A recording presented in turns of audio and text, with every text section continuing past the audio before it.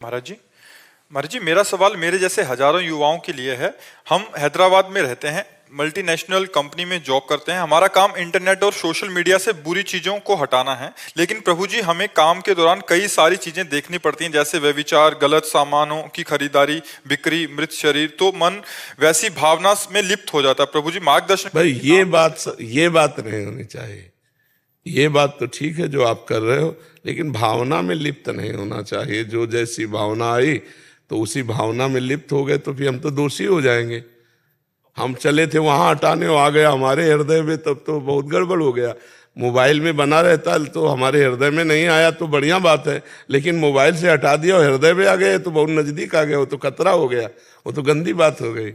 इसको सुधारने के लिए नाम जप है।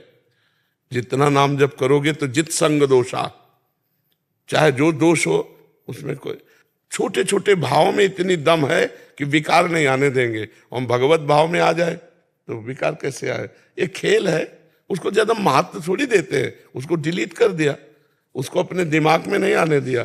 पर यह तभी कला आएगी जब नाम जप होगा।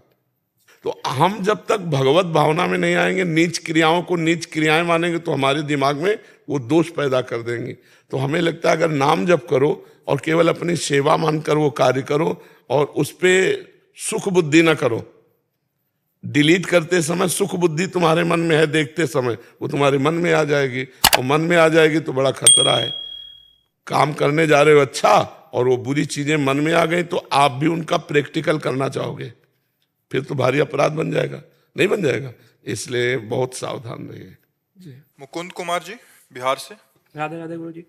राधे राधे महाराज जी। महाराज जी, प्रारब्ध के अंतर्गत क्या क्या चीजें आती हैं तथा हमें मेहनत किस ओर ज्यादा करनी चाहिए? सेवा, भजन, नाम जप, या जो लोगों के लिए उनकी दैनिक कर्म निर्धारित हैं उसमें?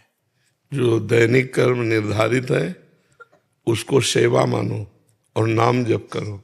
गृहस्थ आदमी के लिए आसन में बैठकर जप करने का ज्यादा विधान या भगवत सेवा का 8 पहर का विधान करना असंभव है, क्योंकि उसको बहुत से धर्मों का पालन करना है।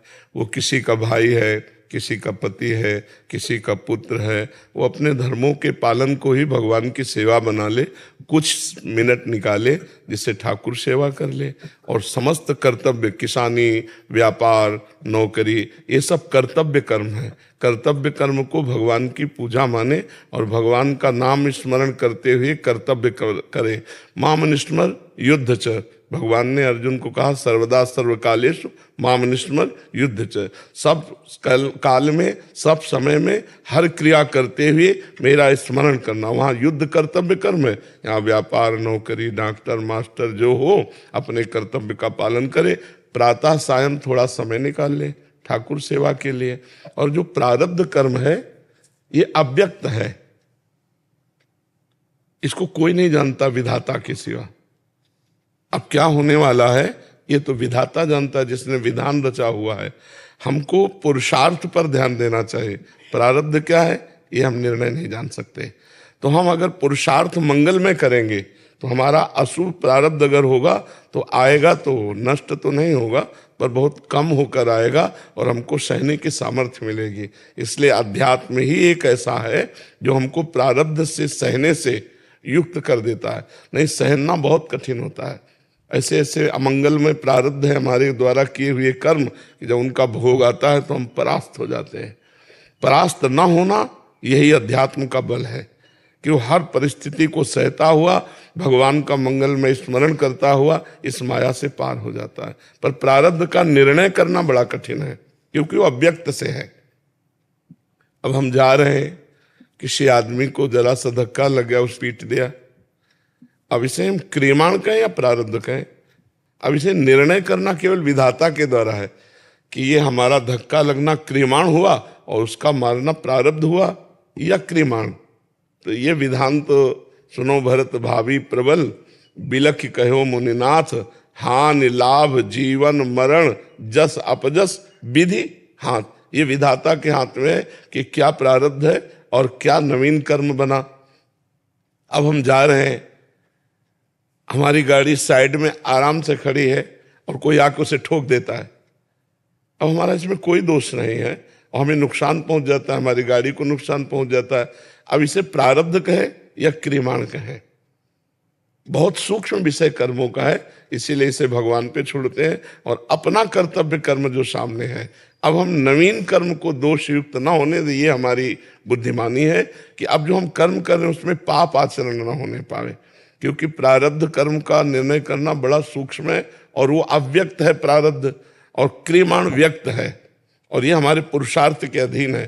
तो इसलिए हम खूब नाम जप करें, परोपकार की भावना करें, माता पिता इन सबको भगवत भाव से पूजे, इनकी सेवा करे और अपने कर्तव्य कर्म को भगवान को अर्पित कर दे, इसी से भगवत प्राप्ति हो जाएगी।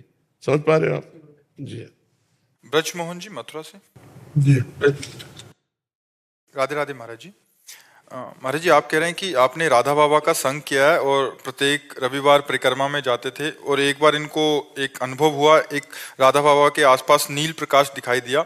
वो अनुभव बहुत दिनों तक चला और पूज्य बाबा जी से इन्होंने पूछा तो उन्होंने कहा कि आप धन्य हैं, आपको श्री कृष्ण के दर्शन हुए हैं। बट समय के साथ वो अनुभव कम होता गया। फिर इन्होंने बहुत सारे विद्वानों से पूछा तो उन्होंने अलग अलग संतुष्टिजनक जवाब नहीं दिए, और ये गलत हुआ कि वो अनुभव बढ़ना चाहिए था, वो अनुभव घटना नहीं चाहिए था। इसमें हमारी कमी हो गई, हमसे कोई प्रापंचिक कार्य बन गए, अपराध बन गया, भगवत चिंतन छूटा। नहीं तो एक बार साक्षात्कार का मतलब है वो दिन प्रतिदिन गाढ़ होता चला जाए और भगवदाकार वृत्ति आ जाए। तो इसमें हमारी त्रुटि होती। भगवत कृपा से हमें संपत्ति मिली, लेकिन हम उसको संजो नहीं पाए, उसे बिखेर दिया। तो इसको पुनः सावधान होकर के अगर स्मरण में लगो तो फिर आ सकती है, क्योंकि एक बार रास्ता बन गया ना तो फिर नेत्रों में वो झलकने लगता है। ऐसी स्थिति फिर आ जाती है कि ना काहो सो बोलिबो, ना कोई व्यवहार, बस अपनी कुंवर किशोरी को जियत निहार निहार। जब अगर वो, तो फिर आपको एकदम अंतर्मुख हो जाना चाहिए था। अब आप बहिर्मुख प्रपंचात कार्यों में ऐसे अतीत तो हुए नहीं, प्रपंचातीत, तो वो बिखर गया। वो असत्य नहीं था, क्योंकि संत महापुरुषों के पास भगवान रहते हैं। नाम बाणी जहाँ श्याम श्यामा तहाँ, नाम बाणी सुनत श्याम श्यामा सुबस, नाम बाणी निकट श्याम श्यामा प्रगट। तो पूज्य बाबा तो नाम बाणी में ही डूबे हुए थे, तो अगर उनके पास झलक दिखाई दी श्याम सुंदर की तो सत्य थी, वो कोई कल्पना नहीं थी। पर हम संजो नहीं पाए। समझ पा रहे हैं आप? हम संजो नहीं पाए। अगर हम उसी में तन्मय हो जाते, सुने न काहू की कही और कहे ना अपनी बात, और नारायण व रूप में मगन रहे दिन रात, वो जो सावधानियां थी वो हट गई और जो आनंद था वो बिखर गया। अब वो उसको खोज करो, अब उसको पुनः संजो। तो नाम जप करना शुरू करो और महापुरुषों का चिंतन कर लिया करो, 10-20 संतों का नाम स्मरण कर लिया करो जो आपकी याददाश्त में हो, बड़े बड़े महापुरुषों का, और नाम जप करो। तो भक्त सुमिरन से और नाम जप के प्रभाव से भगवान अनुभव में आने लगेंगे। जब अनुभव में आ जाए तो बस फिर गुप्त हो जाना चाहिए, शांत गंभीर, प्रपंच के कार्यों से विरत, छठदमशील विरत बहुकर्मा, निरत निरंतर सज्जन धर्मा। बहुत प्रपंच के फिर कार्य नहीं करने चाहिए, नहीं उसमें फैलाव हो जाता है। और आपकी अवस्था भी ऐसी है कि अब प्रपंच के कार्यों से निवृत्ति ले लीजिए और आंतरिक साधन में लगिए। क्या कहना चाहते हो? मैंने अपनी समझ से कोई प्रपंच नहीं किया कभी भी जी, लेकिन मेरी नौकरी इस तरह की थी कि उसमें जो कुछ हुआ हो वो चीज अलग है। जी, ये जो मेरे साथ अनुभव हुआ ये 29 साल की उम्र हुआ मेरे साथ। जी। और अब तक तो गाढ़ स्थिति हो जानी चाहिए प्रभु। नौकरी में था मैं। तो क्या हुआ? अर्जुन जी तो युद्ध में थे, अर्जुन जी तो युद्ध में थे। प्रपंच मैंने कोई जान करके कभी कोई प्रपंच नहीं किया अपनी पूरी अब तक की। देखो, प्रपंच किसे कहते हैं? भगवत स्मृति छोड़कर और स्मृति आना, ये सब प्रपंच है। ये सब मायाकृत संसारा, जितना भी संसार है, अगर भगवत इस एक बार हम इतने महासुंदर प्रभु की झलक पाई और विस्मरण के गर्त में चली जाए तो कहीं ना कहीं प्रपंच है ना। आप प्रपंच का मतलब सोचते हो ब्रह्मा जी के द्वारा रचे हुए जितने ये सब है, ये सब प्रपंच ही है। इसमें जहां प्रभु से अलग होकर वृत्ति जा रही वो सब प्रपंच के अंतर्गत ही है। अगर हम उस वृत्ति को संजोते तो आज हम गाढ़ स्थिति में होते। महात्मा जनों को देखो, मान लो राधा बाबा को देखा, आप देखते हैं बाबा की आप देखो मुद्रा हर समय क्या है, पूरा मनोयोग से भगवान के चिंतन में लगे। इससे अवस्था का कोई खेल नहीं है। सुखदेव जी तो 16 वर्ष की अवस्था के, और बड़े बड़े हजार हजार वर्ष के, 10-10 हजार वर्ष की साधना करने वाले सब ऋषि खड़े हो गए उनको देखकर। तो अवस्थागत ये नहीं है, इसका चिंतन जितना गाढ़ किया जाए तो आप संभाल लो। अभी तो आयु है ही है, जय मिनट भगवान जिंदा रखे, प्रभु की वही रूप माधुरी आपकी भावना में तो होगी ना, और उसी का चिंतन करो, नाम जप करो। समझ में आया आपको? नाम जप करो, उसी से बात बन जाएगी। समाधान मिला कि नहीं मिला? डॉक्टर निर्भय सिंह यादव जी, जयपुर से। जी महाराज जी राधे राधे। महाराज जी, क्या गुरु की आज्ञा के बगैर किसी शिष्य को गुरु बनाना चाहिए, और यदि शिष्य गुरु अवज्ञा करके गुरु बनना चाहिए? ऐसा मतलब गुरु ने आज्ञा नहीं दी, गुरु नहीं बनना चाहिए, नहीं तो अपराधी माना जाएगा। क्योंकि जो हमें गुरु जी ने मंत्र दिया है, जो हमें नाम दिया है, वो हम तभी उपदेश दे सकते हैं दूसरे को जब गुरु आज्ञा हो। अगर गुरु आज्ञा है कि जाओ आप दीक्षा दो, तो हम दीक्षा दे सकते हैं, हमारी स्थिति हो या ना हो, हम गुरु आज्ञा का पालन करते हैं। और गुरु आज्ञा नहीं की तो चाहे जितनी बड़ी ऊंची स्थिति हो, यदि वो दीक्षा देने लगेगा तो भ्रष्ट हो जाएगा, गिर जाएगा। अधिकार नहीं है। मंत्र, गुरु प्रदत्त मंत्र में किसी को उपदेश देने का अधिकार तभी है जब आचार्य या गुरु आदेश कर दे कि जाओ आप दीक्षा दो जा करके, अन्यथा नहीं, वो भ्रष्ट हो जाएगा, वो गिर जाएगा। अधिकार ही नहीं देने का। जब गुरु मंत्र दिया जाता है तो कहा जाता है ये मंत्र आज के बाद उच्चारण मत करना मुख से जोर से, अंदर ही अंदर जपना, कोई सुन ना पावे।